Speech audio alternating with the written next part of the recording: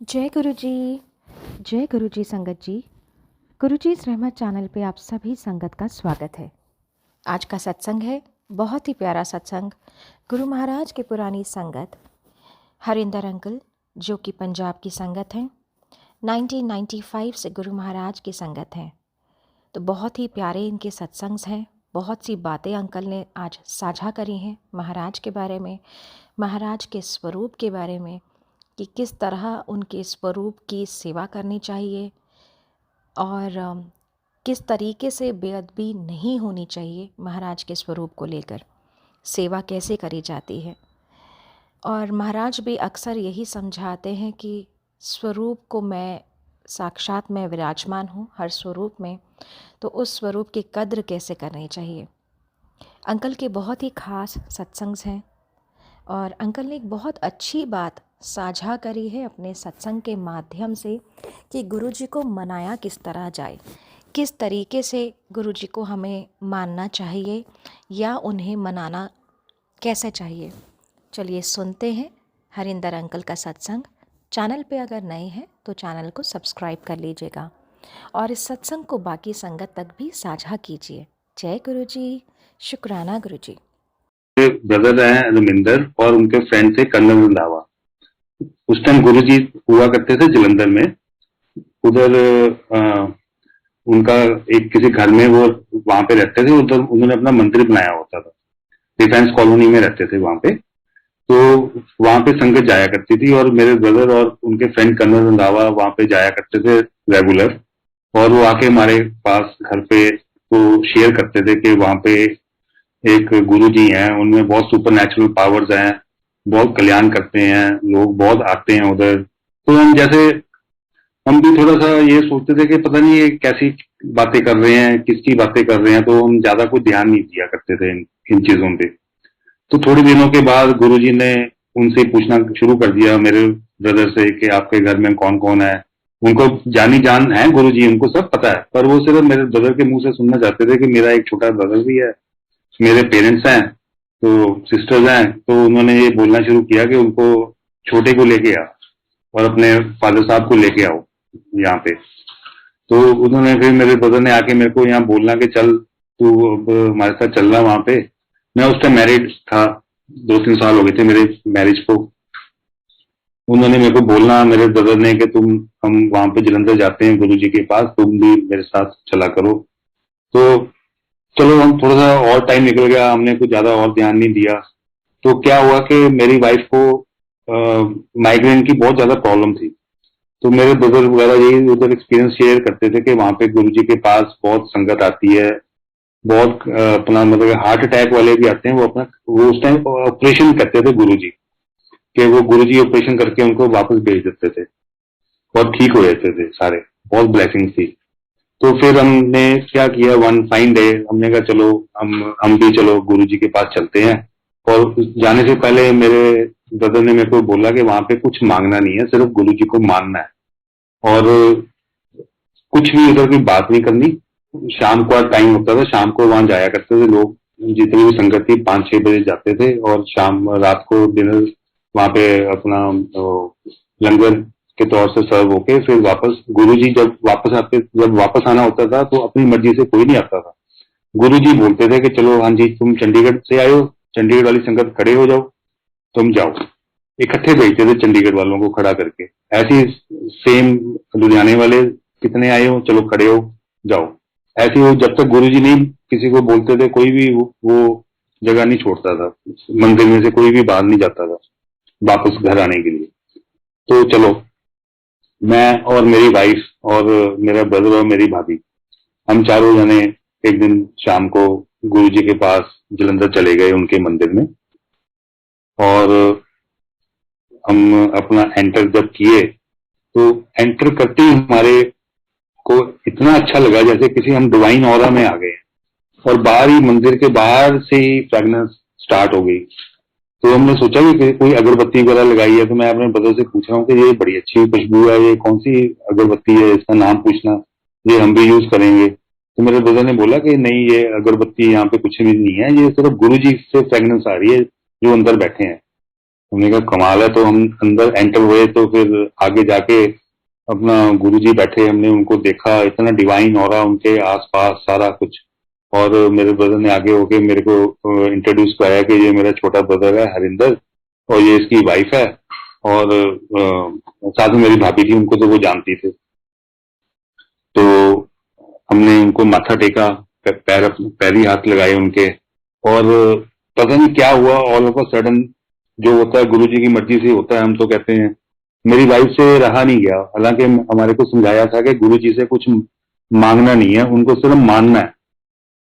मेरी वाइफ ने उसको खुद नहीं पता कि उसने कैसे बोल दिया, जब उसने पैरी हाथ लगाए उसने बोल दिया अपना, गुरु जी मेरे ना बहुत ज्यादा माइग्रेन है, मैं बहुत दुखी हूँ।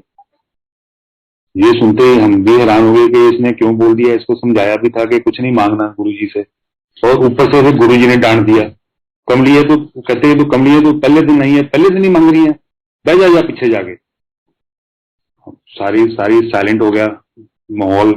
और उधर अपना 15-20 संगत और पहले बैठी थी, वो भी अपना देखने लगे कि ये कितना गलत, किसी कोई लेडी आज आई है पहले दिन ही, और पहले दिन ही मांगना शुरू कर दिया। तो उस टाइम नवराज अंकल जो जो वो भी चंडीगढ़ में रहते हैं, वहां पे वो सेवा करते होते थे। तो उन्होंने हमारे को बिठा दिया पीछे जाके कि तुम यहाँ बैठ जाओ, कोई बात नहीं। हमारा सारों का मूड अपसेट हो गया कि गुरुजी ने डांट दिया बहुत जबरदस्त, और अपना सबके सामने वो भी। और हमारे को हम तो वैसे ही पहली बार गए थे देखने के लिए, तो हमारे को थोड़ा सा और अपना फील होने लग गया कि यार हम ये कहाँ आ गए, और सबके सामने हमारे को, हम तो पहले आना भी नहीं चाहते थे, और हमारे को गुरुजी ने डांट भी दिया। तो चलो एनी हाउ हम बैठ गए। तो उधर नवराज अंकल भी सेवा किया करते थे उस टाइम, तो उन्होंने चाय प्रसाद हमारे को दी। उन्होंने कहा कि कोई बात नहीं, अपना आराम से तुम बैठो, चाय चाय पियो। उस टाइम क्या होता था, अब तो चलो म्यूजिक का अब तो एडवांस हो गया, उस टाइम सिर्फ कैसेट रिकॉर्डर होता था, कैसेट चला करती थी। वो कैसेट भी अपना गुरुजी नवराज को बोल देते थे कि अंकल के नवराज के तुमने ये वाले शब्द प्ले करने हैं, और वही शब्द चल रहे होते थे। शब्द चल रहे थे उधर, बस और कोई बात नहीं। और शब्द चल रहे, उसके बाद अपना 8-8:30 बजे उधर जलंधर में, क्योंकि हम फिर उसके बाद रेगुलर जाने शुरू हो गए, मैं आपको बताता हूँ बाद में। तो उधर मतलब कि लंगर के लिए कोई ना कोई सेवा कोई ले लेता था, जैसे 25-30 से ज्यादा नहीं होते थे उधर कोई उस टाइम संगत, कोई ना कोई अपने घर से तैयार करके ले आता था। तो उधर हम सारे मिल बांट के हम आपस में अपना प्लेट्स में डाल के खा के, और 2 जूते वहां पे रख सकते थे। तो लंगर, चलो लंगर आ गया, लंगर ले लिया, गुरबानी चल रही है साथ साथ। तो उसके बाद कुछ किसी को खड़ा कर लेना, अपना गुरुजी ने खुद के फलाना तुम खड़ा होके अपना एक्सपीरियंस शेयर करो। वही जो सा मैंने बोला कि सत्संग जो शेयर करवाया करते थे गुरुजी खुद, ताकि वो सत्संग सुन के जो उन्होंने कल्याण किया होता है वो लोग, वो संगत दूसरी भी सुने जो मुसीबत में है, ताकि उनमें भी शक्ति आए, उनमें भी पॉजिटिवनेस आए कि अगर इनका ये हो सकता है गुरुजी, इनका कर सकते हो, तो मेरा क्यों नहीं हो सकता। यही मकसद हुआ होता है सत्संग का। उस टाइम जो हमारे को मतलब कि हमने नोटिस किया उस टाइम से। तो चलो वो सत्संग भी खत्म हो गया, लंगर भी ले लिया। फिर उसके बाद उन्होंने खड़ा करते थे, हाँ जी फगवाड़े वाले चलो खड़े हो, चलो जाओ आपका टाइम हो गया जाओ। तो हमारी बारी आई, तो जाने से पहले जब वो कहते थे तुम जाओ, हम फिर गुरु जी के पास जाके उनके पैरी हाथ लगाते थे, फिर निकलते थे। फिर हमने पहले अपने मैसेज की वेट की कि हाँ जी चंडीगढ़ वाले चलो। हम चार तो हम ही थे, 2-4 लोग, 2-4 संगत और होंगी उस टाइम। हम खड़े हो गए, तो गुरु जी के पास गए, पैरी हाथ लगाए। और जब अपना पैरी हाथ लगाए हमने, तो गुरु जी ने मेरी वाइफ को आशीर्वाद किया, कहते जा, कहते आज तो बात तो तेरा कभी भी सिर दर्द नहीं होएगा, कल्याण है तेरे पे, कहते जा मौज कर। हम सारे हैरान हो गए, हमने कहा कि गुरु जी ने ये इतनी बड़ी ब्लेसिंग आज पहले दिन ही दे दी। बाकी संगत भी सारी हैरान, कहते कि ये तो कमाल होगी, पहले तो डांट दिया और आज अपना पहले दिन ही आपको अपना सिर पे हाथ रख के गुरु जी ने ब्लेसिंग दे दी कि जा कल्याण कर। हम हमारे को बहुत एक्साइटमेंट होगी। तो हमने वो अपना पहली बार आए और हमने माथा टेका और हम वापस चंडीगढ़ के लिए चल पड़े। रास्ते में हम एक डेढ़ घंटे के बाद कोई जगह आती है नवा शहर के पास जाके, रात को ऑलमोस्ट मिडनाइट हो चुकी थी उस टाइम, 11 बजे होंगे। तो इसके मेरे वाइफ के हलीन का नाम है, हलीन आंटी के सिर में ना बहुत ज्यादा पेन हुई, बहुत ज्यादा, जैसे माइग्रेन के टाइम होती है ना, जैसे माइग्रेन हाफ हेडेक होती है। तो इससे रहा नहीं गया, तो थोड़ी देर हमने गाड़ी रोकी, तो हमने कहा ये पता नहीं क्या हो गया कि इतनी पेन कैसे होगी। तो इसको वैसे ही फील हुआ जैसे पहले जाने से पहले इसको ऑलरेडी जब अपना माइग्रेन की ब्लीडिंग होती थी, आधा सिर दर्द होता था बहुत ही ज्यादा, और जितनी मर्जी टैबलेट वगैरह ले ले, कोई भी पेन किलर ले ले, इसको ठीक होना बहुत टाइम लगता था ठीक होने में। तो हम बड़े घबरा गए कि अब कैसे होएगा। तो अपना ये अपना संगत जी, अब यकीन नहीं करोगे, इसने दोबारा जय गुरु जी बोला और एकदम ठीक हो गई वो रास्ते में। और उसके बाद आज का दिन है, ये 95 की बात है, और आज के दिन कभी उसको माइग्रेन दोबारा रिपीट ही नहीं हुआ। हम बहुत शुक्राना गुरु जी का कि गुरु जी ने इतनी बड़ी ब्लेसिंग हमारे को पहले दिन ही उन्होंने हमारे को ब्लेस कर दिया। और उधर इस टाइम मतलब कि फिर हमने दोबारा से उधर जाना शुरू कर दिया रेगुलर।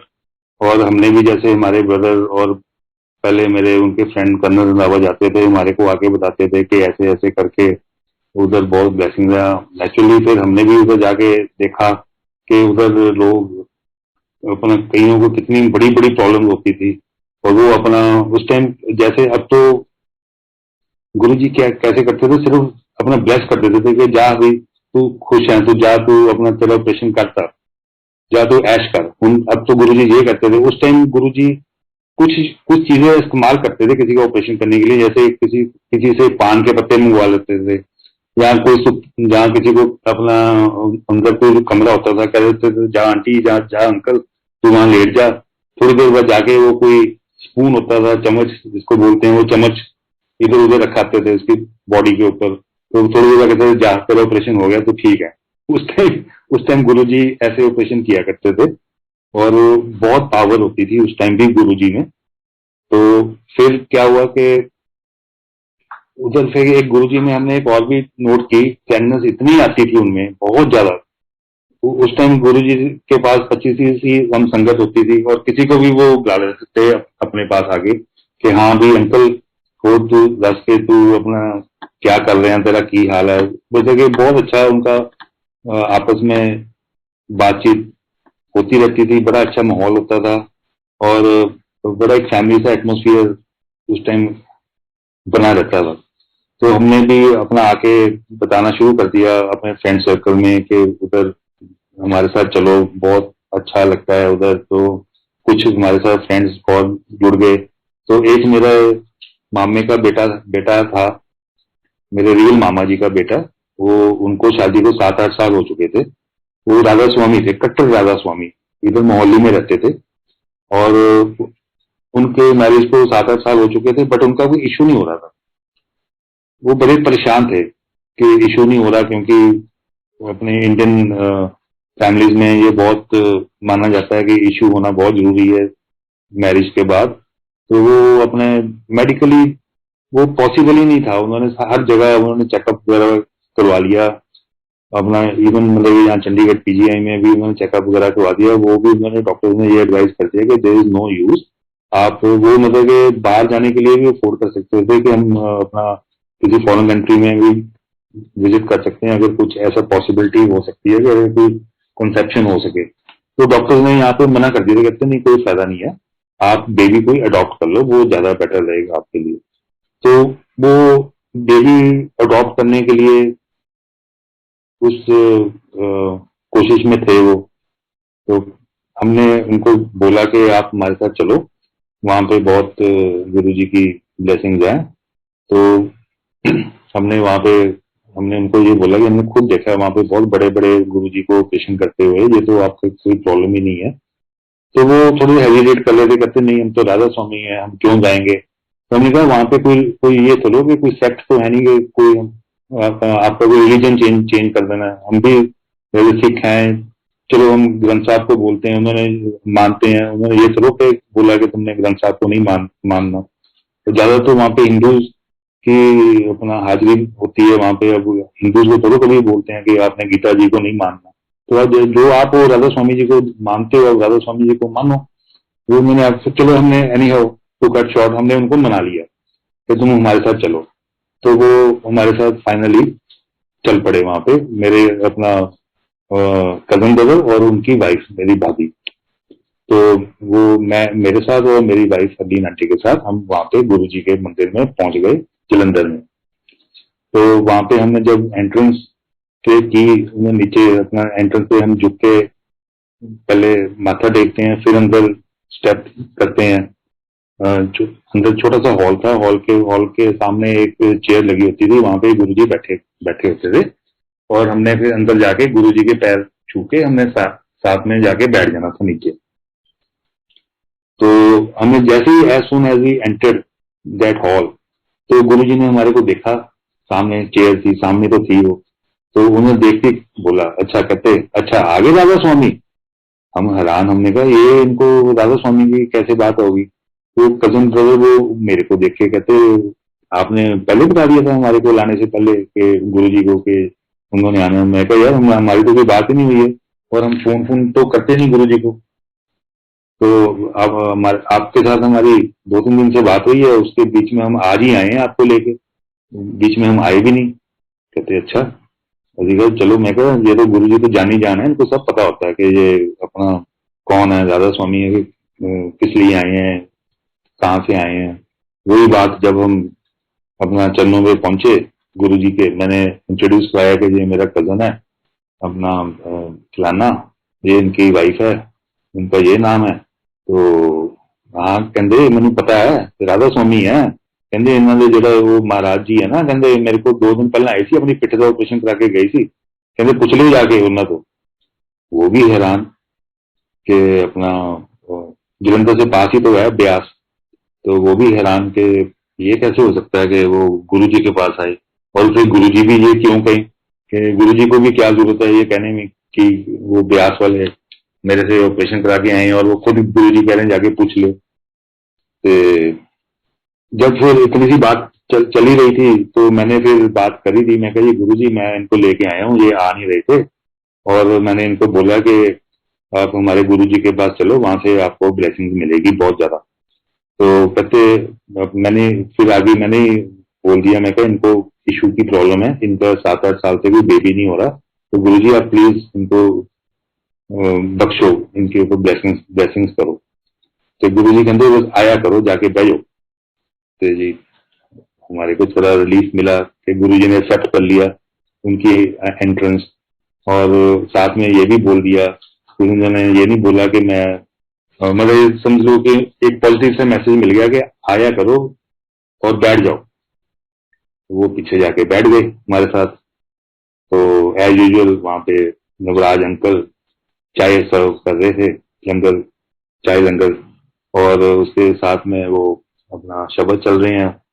तो उसके बाद अपना लंगर हुआ, मेन लंगर खा के, और फिर उसके बाद गुरुजी बोलते थे हाँ जी चंडीगढ़ वाले चलो उठो जाओ, चलो। वो दिन खत्म हुआ। तो उनको भी बहुत अच्छा लगा, उन्होंने कहा कि यहाँ पे तो अच्छा ही बहुत लगा, इतना डिवाइन हो रहा फिर, और इतनी फ्रेगनेंस गुरु जी की। गुरु जी ने अंदर मूव करना, जिधर जिधर को जाना वहां से फ्रेगनेंस, उधर उधर कोई डायरेक्शन में फ्रेगनेंस मूव होनी, बहुत अच्छा लगता था। जैसे हम नीचे बैठे हैं, आंखें बंद करके शब्द सुन रहे हैं, गुरु जी ने कई बार उठना, आपके बीच में से निकल जाना, फिर वापस आ जाना। आपकी आंखें बंद है ना, आपको सिर्फ फ्रेगनेंस ही फील करते थे, फ्रेगनेंस इधर जा रही है, इसका मतलब गुरु जी इधर जा रहे हैं, फ्रेगनेंस इधर जा रही है, गुरु जी इधर जा रहे हैं। तो उनको बहुत अच्छा लगा, तो कहते हम हाँ हम आपके साथ चला करेंगे। तो हमने कहा चलो ठीक है चला करो। तो उन्होंने, जैसे हम चंडीगढ़ से महीने में 2 बार जाया करते थे मतलब वीकेंड पे, तो उन्होंने भी हमारे साथ ज्वाइन करना शुरू कर दिया, उन्होंने भी हमारे साथ जाना शुरू कर दिया। 4-5 महीने हो गए होंगे, और मतलब कि उनकी 8-10 बार बारी होगी होगी जाने की वहां पे हाजिरी। तो ऐसी मतलब गुरु जी की आदत होती थी, किसी ना किसी को वहां पे उन्होंने खड़ा कर लेते थे कि हाँ आंटी शाना आंटी तुम खड़े होके अपना सत्संग सुनाओ। तो उसी दौरान तो मेरी भाभी को खड़ा किया, कहती खड़ी हो। वो खड़ी होगी तो कहती तू अपना टेस्ट करवाया? गुरुजी पूछ रहे उससे, मेरी भाभी से, कजन भाभी से। कहती नहीं गुरुजी। कहते तू जाके ना कल चंडीगढ़ जाके टेस्ट कराई अपना। ते मेरी भाभी बड़ी हैरान हुई, वो कहती जो आज्ञा गुरुजी, जरूर करावांगी मैं। तो अगले दिन आए जी हम चंडीगढ़। उसी दिन खैर रात को वापस आ गए थे। तो अगले दिन उन्होंने टेस्ट कराया, देखा उनकी पॉजिटिव, अपना वो उन्होंने कंसीव किया हुआ था। और बहुत ही खुशी की बात थी कि इतना इम्पॉसिबल टास्क गुरुजी ने ब्लेस करके पॉसिबल कर दिया, जो कि कभी हो ही नहीं सकता था। डॉक्टर्स ने भी मना कर दिया था कि ये तो पॉसिबल ही नहीं है। उसके बाद संगत जी वो बेबी तो हुआ, उसके बाद 1 साल के बाद एक और बेबी हो गया उनको। दो now they are blessed with 2 babies. They are so excited, इतना खुश हैं वो। अच्छा तो अब मैं एक आगे एक और संगत जी आपको बात बताता हूँ। एक आजकल हमारे में ये बहुत बात बनी हुई है संगत में कि ये पुरानी संगत है कि ये नई संगत है। पुरानी संगत मान लो कि हम उनको मानते हैं अपने उनको मानते हैं जो गुरुजी से जहाँ फिजिकल जब प्रेजेंस थी गुरुजी को मिले हुए हैं। नई संगत हम उनको मानते हैं जो नई संगत अभी अभी अभी जुड़ी है गुरुजी से। तो मैं आपको ये बताऊं कि अपना नई संगत के ऊपर भी उतनी ही ब्लेसिंग है जो पुरानी संगत के ऊपर है, उसमें कोई फर्क नहीं है। ये सत्संग मैं आपको एक और बात बताता हूँ। ये तो सत्संग उस टाइम का है 1995 का, जो मैंने अभी आपको सुनाया है। जो अपना 2018 में 2018 में आज से 3 साल पहले अग्रवाल भवन में सत्संग चल रहा था पंचकुला। वहां पे किसी अंकल ने मेरी आंटी का नाम लेके बोल दिया कि हलीन आंटी अब ये सत्संग कोई सुनाएगी। तो मेरी वाइफ को ज्यादा एक्सपीरियंस नहीं था सत्संग का। वो अपना थोड़ी सी कंफ्यूज होगी, मेरे साथ बैठी थी, कहती मैं क्या करूं, क्या सुनाऊं। मतलब कि अगर तू पहले पता हो तो बंदा थोड़ा सा प्रिपेयर हो जाता है। मैं कहा तू यही वाला जो सा मैंने अभी आपको सत्संग सुनाया, मैं कहा तू यही वाला सत्संग सुना दे। कहती चलो ठीक है। तो वहां पे संगत जी उसने यही वाला सत्संग सुनाया कि ऐसे करके मेरे कजन ब्रदर, मेरे अपना हस्बैंड के कजन ब्रदर थे, उसकी वाइफ, दोनों राधा स्वामी थे, बेबी नहीं था। हम गुरुजी के पास ले गए, गुरुजी ने बोला कि आया करो। 3-4 महीने बाद फिर गुरुजी ने खड़ा करके उनको बोला कि जाओ कल्याण है तुम्हारा, जाके टेस्ट कराओ। उन्होंने कंसीव कर लिया, एक बेबी हुआ, 2 बेबी हुए। यही सेम उन्होंने सत्संग मेरी वाइफ हरलीन आंटी ने यही सत्संग 2018 में अग्रवाल भवन में सुना दिया। ठीक है संगत जी। उसके बाद क्या हुआ कि 1-1.5 महीने के बाद वहां पे कोई लेडी हुई 28-29 ईयर्स की। हम किसी के घर सत्संग में गए हुए थे, वो लेडी मेरी वाइफ को मिली। उस लेडी ने वो लेडी उस टाइम वहीं थी अग्रवाल भवन में जब ये मेरी वाइफ ने ये सत्संग सुनाया। मेरी वाइफ को साइड पर ले आके कहती थैंक यू हरलीन आंटी, जो आपने सत्संग सुनाया है ना, ये मेरे को लगता है ये आपने मेरे लिए सुनाया। तो मेरी वाइफ ने पूछा वो कैसे? कहती मैं अपना अभी जुड़ी हूँ गुरुजी से, और मैं अपना मेरे इन लॉज है यहाँ पे, मैं रहती हूँ चंडीगढ़ में, वो राधा स्वामी है, और हम कहीं पे जाते नहीं है राधा स्वामी के सत्संग के अलावा। कहती मैं यहाँ पे गुरुजी के सत्संग पे, जहाँ पे आज मैं किसी के घर आई हुई हूँ, तो मैं बता के नहीं आई हुई कि मैं कहाँ जा रही हूँ, मैं चोरी आती हूँ गुरुजी के सत्संग पे, क्योंकि मेरे हो सकता है कि मेरे इन लॉज को ये अच्छा नहीं लगेगा कि बीइंग राधा स्वामी होके तुम अपना किसी और के सत्संग में क्यों जा रही हो। तो कहते मेरे को भी सेम प्रॉब्लम है आंटी, मैं भी कंसीव नहीं कर पा रही, पर मैंने जब से वो आपका सत्संग सुना ना, मैं उस दिन से मेरे में बहुत पॉजिटिव एनर्जी बहुत आ रही है। मेरे को यही फीलिंग हो रही है कि मैं भी ठीक हो जाऊंगी, मेरा भी ये कल्याण हो जाएगा। तो संगत जी आप मानोगे नहीं, 1 महीने के बाद वही लेडी किसी दूसरे सत्संग पे हमारे को मिली, किसी घर में था किसी के सत्संग, और मेरी वाइफ का हाथ पकड़ के बाहर ले गई। वो कहती आई एम प्रेग्नेंट। ये देखो, ये गुरु जी की महिमा है, ये गुरु जी की पावर है, ये गुरु जी की शक्ति है जो कि हमारे को पता नहीं चलता। पल पल वो हमारा ख्याल रखते हैं। और कोई भी संगत ये ना सोचे कि मैं नई संगत जुड़ी हूँ, मैं पुरानी संगत जुड़ी हूँ, ऐसा कुछ भी नहीं है। अब देखो, वो जो सी जिसके ऊपर अभी कल्याण हुआ है, वो तो उसको सिर्फ 5-6 महीने हुए थे अपना उसने सत्संग पे आना शुरू हुआ, उसने कभी देखा भी नहीं गुरु जी को।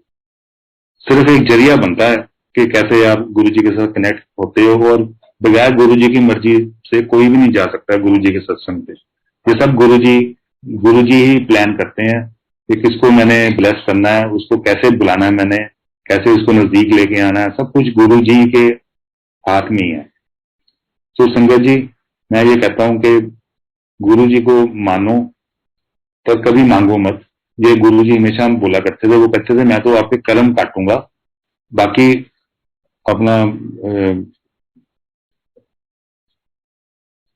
बाकी मैं सब कुछ आपका ब्लेस करके सब कुछ ठीक करूंगा, बस आपने मेरे पे सिर्फ विश्वास रखना है। एक बार क्या हुआ कि ये तो चलो हो गया, उसी टाइम फिर हम वापस चलते हैं 1995 में। मैं और मेरी वाइफ एक दिन वहां पे गए नहीं थे, मेरा ब्रदर और भाभी उधर चले गए सर अपना गुरु जी के पास। कभी हम चले जाते थे, कभी वो चले जाते थे, कई बार इकट्ठे चले जाते थे, ऐसे ही चलता रहता था। तो मेरी भाभी को बोलते गुरु जी बुला के अपने पास कि तेरा घर वाला कितने है। तो उन्होंने कहा कि गुरु जी पता नहीं अच्छी होना, कहते जा बुला के ले गया। गुरु जी बिल्कुल ठेठ पंजाबी बोलते थे। मेरी अपने भाभी को बोलते कि जा अपने घर वाले को बुला के लेके आ। तो मेरी भाभी ने देखना शुरू किया इधर उधर, बाहर अपना किचन में या साथ वाले रूम में। ते फिर गुरु जी ने बुलाया, ते कहते मिलिया नहीं। भाभी कहती नहीं इतने है नहीं, कहते ऊपर देख आ, ऊपर खड़ा है। तो मेरी भाभी बड़ी हैरान हुई, कहते गुरु जी ऊपर खड़ा, कहते हाँ जी, हाँ कहते जा ऊपर खड़ा है। तो वही बात हुई, वो अपना स्टेज चढ़ के ऊपर गई, वो किसी और संगत के साथ खड़े होके कोई बात बूत कर रहे थे।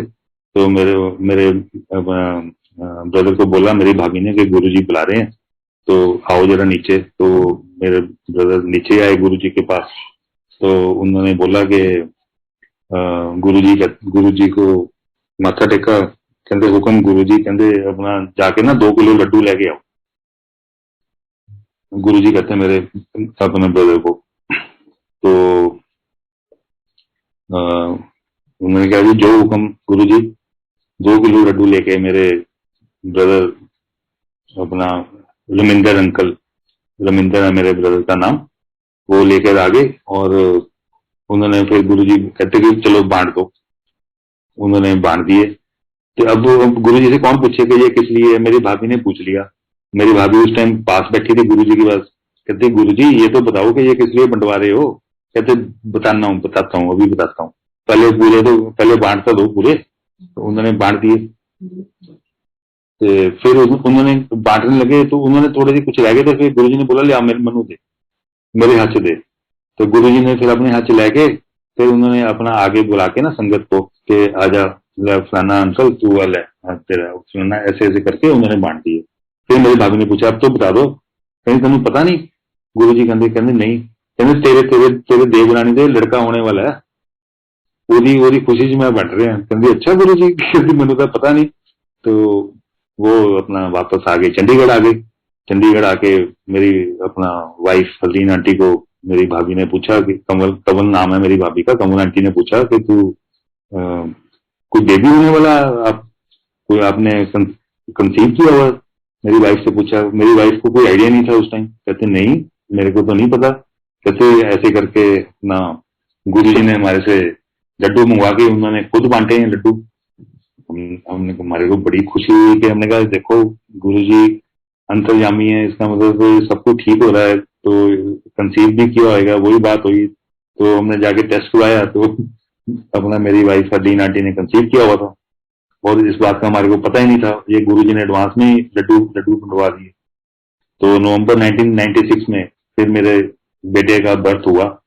तो हम फिर गुरु जी के पास गए, हमने कहा गुरु जी ब्लेस करो। गुरु जी ने ब्लेस किया। तो हमने कहा गुरु जी नाम रखो इसका, अब नाम क्या रखोगे आप इसका। तो गुरु जी कहते चलो अब मैं इसका नाम रखता हूँ, सोचते कहते जगमोहन रख सकते हैं। हमने कहा जगमोहन गुरु जी। हमने कहा जी 1996 है आज, तो जगमोहन थोड़ा सा आउटडेटेड नाम नहीं है, जब ये बड़ा होएगा 20 साल बाद ये तो हमारे से लड़ाई करेगा कि ये मेरा नाम किसने रखा है। तो क्योंकि उस टाइम अपना थोड़ा सा पुराना नाम हो गया, कहते हाँ, फिर कहते ਆਪਾਂ कुछ होर सोचते हैं। फिर गुरु जी ने अपने आप ही कहते अपना कहते आप बताओ क्या रखें। उन्होंने हमारे से पूछा, तो हमने शिव जी के ऊपर नाम कुछ सोचे, शिवनील या कुछ ऐसे, कुछ शिव जी करके कुछ और, शिवजीत ऐसे करके ना। फिर उन्होंने हमारा चूज किया होता शिवनील। कहते हैं हाँ ये ठीक है, कहते ये शिवनील रख लो। फिर हमने उसका नाम शिवनील रख दिया। तो ऐसी ब्लेसिंग गुरु जी के बहुत रही हैं हमारे ऊपर। अच्छा, गुरु जी उस टाइम क्या करते थे, गुरु जी डिवाइन प्रसाद भी दिया करते थे। जैसे कि चलते चलते उन्होंने अपना हाथ ऊपर करना और हाथ में उनके इतना बड़ा लड्डू आ जाता था कि वो लड्डू इतना गर्म भी होता था और सारों को बांट देते थे, फिर भी खत्म नहीं होता था जितनी भी संगत आती थी। और वो जो कहते हैं कि जिसको वो देते थे अपना डिवाइन प्रसाद, वो उनको पूरी फैमिली को हमेशा के लिए ब्लेस, पूरी जिंदगी के लिए ब्लेस कर देते थे। तो वो मेरे फादर को, एक दिन मेरे फादर साथ में थे, तो अपना उनको कहते पट्टी अंकल तुझे उरे आ जाओ मेरे को अगे। तो वो पास चले गए उनके। तो उनके साथ पता नहीं कोई पुरानी बातें बुतें करते होते थे कि कोई बहुत पुरानी। मेरे फादर अपना सेक्रेटरीट में सर्विस करते थे, तो गुरुजी पता नहीं किसी रेफरेंस में पता नहीं वहां जाया करते थे अपना सेक्रेटरीट में। तो वो एक दूसरे के साथ पता नहीं कुछ बातें, वो हमारे को समझ नहीं आती थी, वो आपस में बातें करते थे कि फलाने का क्या हाल है, वो आजकल कहते हैं ये वो। हमने कुछ ज्यादा नोटिस भी नहीं किया, चलो अच्छा। तो उनके साथ थोड़ी सी पुरानी बातें, पुरानी जानकारी कारण थोड़ा सा कुछ बातें करते थे, तो उनको आगे बुला लिया एक दिन। तो हमने सडनली उन्होंने ऊपर हाथ किया और डिवाइन प्रसाद आया तो मेरे फादर के हाथ में दे दिया। कहते ले ये थोड़ी सी ब्लेसिंग है पट्टी अंकल, तुझे याद लो। तो मेरे फादर बहुत खुश हुए, इतना बड़ा प्रसाद, डिवाइन प्रसाद गुरु जी ने ऊपर हाथ करके, इनको पता नहीं कहाँ से आता है वो, तो इनको दे दिया।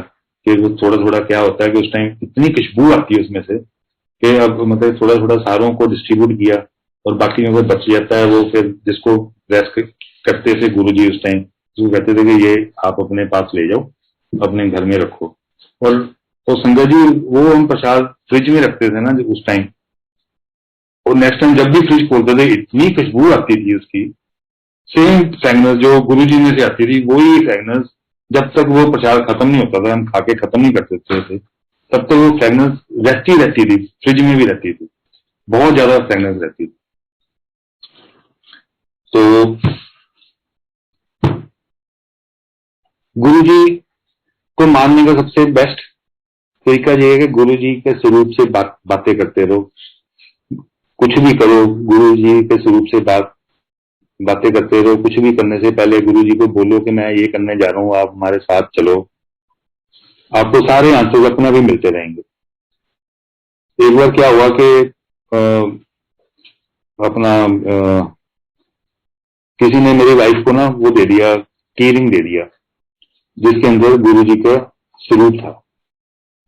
मेरी वाइफ ने वो की रिंग में अपना हमारी गाड़ी की चाबी डाल दी। तो मैंने देखा की रिंग में अपना वो गाड़ी की चाबी है, तो मैंने बोला मेरे अपनी वाइफ को कि मैं कहा ये जो की रिंग है ना, ये कॉन्सेप्ट ठीक नहीं है जिसके अंदर ये गुरु जी का स्वरूप है। क्योंकि हम की रिंग को अपने जेब में डालते हैं, गंदे हाथ भी लगते हैं, और आके कई बार वैसे हम बेड पे भी चाबी फेंक देते हैं, इधर उधर भी रखी जाती है, अच्छी जगह पे नहीं रखी जाती कई बार। और इसमें मतलब कि डिसरिस्पेक्ट होती है गुरु जी के लिए कि अपने ये ठीक बात नहीं है।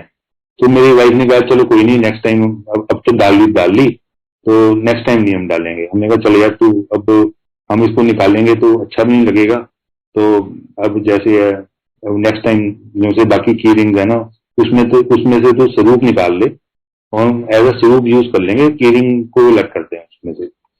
तो ये भी 2019 की बात है, हाँ दिसंबर 2019 की बात है। हमने वही की रिंग वाली चाबी थी हमारे पास, हम मेरी वाइफ को कुछ काम था, उस दिन शायद फेस्टिवल था, हाँ लोहड़ी फेस्टिवल था जनवरी में। इसको कुछ काम था, हमने यहाँ पे मॉल एलेंटे मॉल है अपना चंडीगढ़ में, तो ये कहती है कि मेरा कोई पार्सल आना था किसी शॉप पे, मैंने कोई बुक किया हुआ था, तो वो आज मेरे को अभी फोन आया, तो अभी हम जाके फटाफट जाके ले आते हैं। मैंने कहा चल ठीक है। शाम का टाइम था 7 बजे, और हम एलांटे गए। कोई रश नहीं था क्योंकि फेस्टिवल के कारण सारे लोग अपने घर पहुंच चुके थे। तो मैंने नीचे पार्किंग में लगाई, मैंने इसको बोला कि तू ऐसे कर, तू जाके अपना फटाफट, वो शॉप बंद होने वाली थी और उन्होंने बोला था कि अभी आ जाओ 10-15 मिनट में। मैं कहा तू चल, मैं अभी आया हूँ, तो मैं अभी आपको आके ज्वाइन करता हूँ, लॉक लूक करके आ रहा हूँ। मैंने बेसमेंट, ये निकल गई मेरी वाइफ। और मैंने जब अपना एक कोई कॉल करनी थी ऑफिस के कंसर्न, मैंने एक कॉल की, तो उसके बाद मैं कहा चलो मैं भी जाता हूँ ऊपर। मैंने जब अपना गाड़ी लॉक करने लगा चाबी चाबी से, तो उनका जो सा वो केरिंग में से सरूप था, वो गिर गया, निकल के। वो ऐसा गिरा कि वो मेरे अपना टो पे लगा, शू पे, और टो पे लग के गाड़ियों के नीचे से रोल करता करता करता पता नहीं कहाँ निकल गया। मैंने देखा कि रोल करता करता गाड़ियों के नीचे से चला गया। तो मैं उसको ढूंढने लग गया। मैं कहा देखो होगी ना बेअदबी। मैं अपने मन में सोच रहा था कि देखो कितनी गलत चीज है कि अपना केरिंग में स्वरूप है, स्वरूप मेरे से गिर गया। यही मैं बात पहले अपना कह के निकला हूँ अपनी वाइफ से कि ये स्वरूप में, इसमें होना नहीं चाहिए चाबी में, कीरिंग में। तो मैं अपना मोबाइल की मैंने अपने लाइट ऑन की, नीचे से मैं ढूंढी जाऊं कहाँ चला गया। तो इतने में मेरी वाइफ का फोन आया कि तू आया नहीं ऊपर। मैं कहा नहीं, मैं नीचे हूँ। मैं कहा वही बात हुई, शुरू खो गया, तू आ जा, तू नीचे ही। वो अपना काम कुम करके नीचे आ गई। वो भी मेरे साथ ढूंढती रही। वो अपना उसने भी अपनी मोबाइल की लाइट ऑन करके बहुत देर तक ढूंढते रहे, हमें पता ही नहीं चला कहाँ चला गया। तो हम we were very sad, we felt very sad कि बहुत गलत हो गया कि मिला भी नहीं। अगर मिल जाता तो चलो हम उसको ले आते साथ में, ऊपर से मिला भी नहीं। उधर एक नीचे वो जैसे वो एक पानी का आउटलेट होता है ना, ऊपर एक जाल सा लगा होता है लोहे का। हमने सोचा तो इसके अंदर ही चला गया, वो जो सा मिला नहीं हमारे को। नहीं तो अगर कहीं फ्लोर पे कहीं गिरा होता है या फिर तो दिख ही जाता है हमारे को। तो हमने ये सोच के आगे कि चलो ये मिला नहीं, अब क्या कर सकते हैं, जाके गुरु जी से माफी मांगेंगे कि ऐसे करके इंसिडेंट हो गया। घर आए हमने, मैंने माफी मांगी गुरु जी से, गुरु जी माफ कर दो, ये ऐसे करके। बोलना तो क्या था, गुरु जी जानी जाने, उनको मालूम ही है। बस सिर्फ मैंने माफी मांगी कि माफ कर दो, मेरे से ये खो गया। तो संजय जी अगले दिन अपना हमारा लड़का घर में काम करता है, कहता है मैं गाड़ी साफ कर दूं। मैंने कर दे। उसने गाड़ी साफ की और अपना मैं ऑफिस के लिए जाने लगा। और मैंने अपना ना, वो कहता कि जी वो मेरे को कुछ पता नहीं क्या वो कह रहा था। कहता है आपका ना डैशबोर्ड खुला खुला पड़ा था। मैं कहा डैशबोर्ड कैसे खुला पड़ा? तो मैंने अपना कहता मैंने बंद कर दिया। मैं कहा अच्छा बंद कर दिया?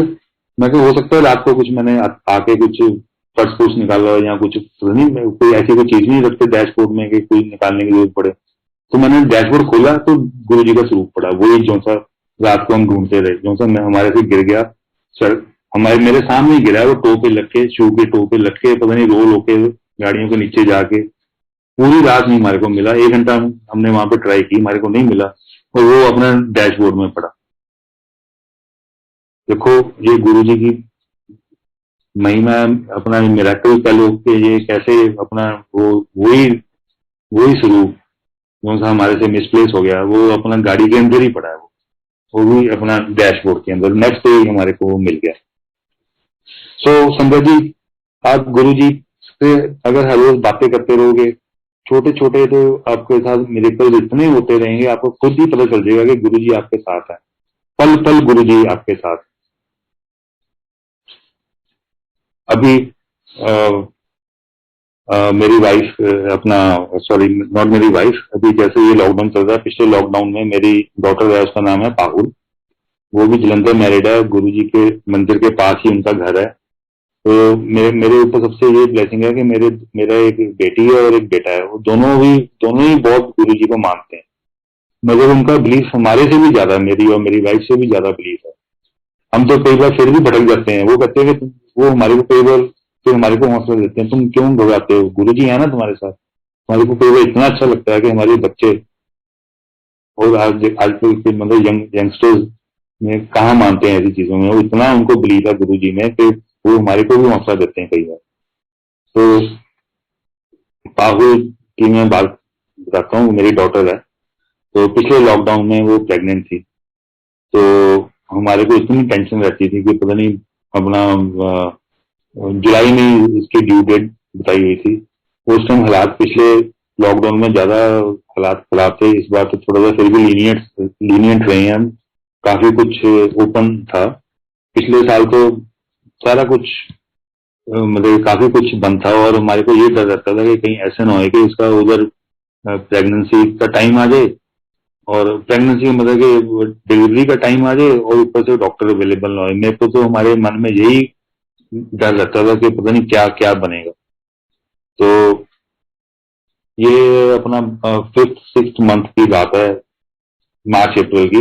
इसको इसके इसको टूथेक हो गया बहुत ज्यादा, दांत में बहुत ज्यादा पेन होनी शुरू हो गई। तो ये डॉक्टर के पास गई कि अपना अपना डॉक्टर के मैं प्रेग्नेंट भी हूँ और ये मेरा मेरा टूथ देखो। तो डॉक्टर ने देखा ध्यान से, बहुत अच्छी तरह एग्जामिन किया। उसने बोला ये तो आरसीटी होने वाली है, रूट कैनाल ट्रीटमेंट, और उसके लिए थोड़ा सा एनेस्थीसिया भी देना पड़ेगा और शायद एक्सरे भी करना पड़ेगा। मतलब कि कल आप प्रेग्नेंट हो तो ये प्रेग्नेंट में ये पॉसिबल नहीं है ये ट्रीटमेंट। तो आप इसको ऐसी थोड़ी देर अपना लाइट पेन किलर लेके इसको थोड़ा सा अपना टाइम इसको निकालो, क्योंकि ये बहुत अपना एनेस्थीसिया तो दे नहीं सकते टू प्रेग्नेंट वुमेन। तो वो अपना मेरे को हमारे को फोन आया जलंधर से, मेरी डॉटर वहां पे थी क्योंकि जलंधर मैरिड है। तो ऐसे करके तुम, हमने कहा तो गुरु जी को क्यों भूल गई, तो गुरु जी को तूने याद किया? कहते नहीं, गुरु जी को नहीं याद किया। मैं कहा गुरु जी को, हमने कहा बोला गुरु जी को याद कर। तो शंकर जी उसने गुरु जी को याद किया, गुरु जी से अपना मतलब कि उन्होंने गुरु जी से अपना प्रेयर की, कि गुरु जी से रिक्वेस्ट की कि गुरु जी मेरे को ये प्रॉब्लम है, मेरे को प्लीज इस प्रॉब्लम से निकालो। क्योंकि आपको पता है कि दांत का दर्द इतना पेनफुल होता है कि बाकी सब कुछ भूल जाता है आदमी। तो शंकर जी 2 दिन के बाद वो पेन दोबारा अभी तक भी नहीं हुई। डिलीवरी भी हो चुकी है उसकी, उसकी पेन ही बंद हो गई। सिर्फ उसने क्या किया कि प्रेयर के साथ वो वहां से उसने मंदिर से उसने प्रसाद मंगवाया, जल प्रसाद, किसी किसी आंटी के थ्रू, और वो जल प्रसाद लिया उसने, और उसकी पेन ही खत्म हो गई बिल्कुल। और उसके बाद क्या हुआ कि 19-20 जुलाई उसकी डिलीवरी ड्यू डेट थी। तो हम रात दिन प्रेयर करते थे गुरु जी से कि गुरु जी प्लीज कुछ ऐसा मिरेकल करो, हमारे को ये पता चले कि आप हमारे साथ हो, कि आप हमारी प्रेयर सुन रहे हो।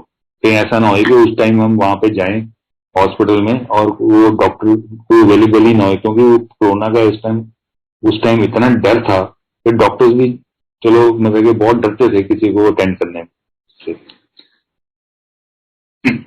तो हम रात दिन हम यही प्रेयर करते थे गुरु जी से, मैं और मेरी वाइफ यहाँ पे चंडीगढ़ में। तो देखो गुरु जी का याद करवाने का, गुरु जी का मतलब ब्लेसिंग्स देने का तरीका। 7 जुलाई जिस दिन गुरु जी का बर्थडे होता है, 7 जुलाई को मॉर्निंग में मेरी वाइफ अपना मेरी डॉटर का फोन आ गया कि मेरे को अपना वो कौन सी पता नहीं पेन होती है, वो पेन होनी शुरू हो गई।